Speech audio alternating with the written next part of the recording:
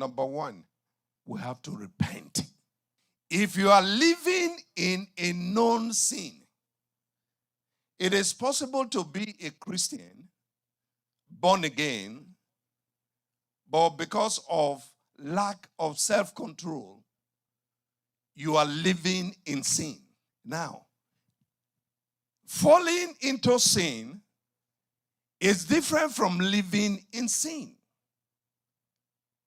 As Christians, we can fall into sin.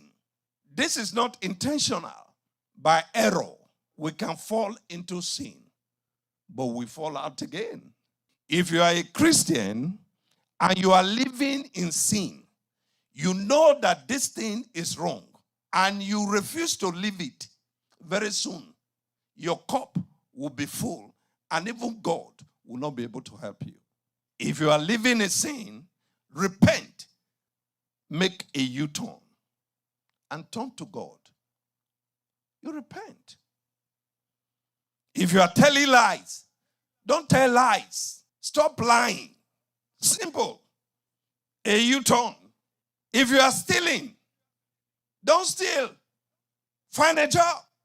Whatever you are doing that you know that is wrong, leave it. Don't do it. Don't touch it. If you are committing fornication, leave it alone. Go and marry. Get married and have a legal certificate to have sex. If you are committing adultery and you have a wife and God is watching you and you are not repenting, very soon you will die. And if you die in that sin, God help you.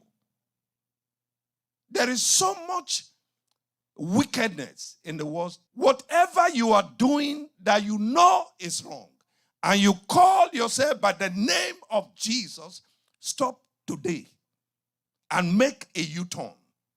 And God will establish you.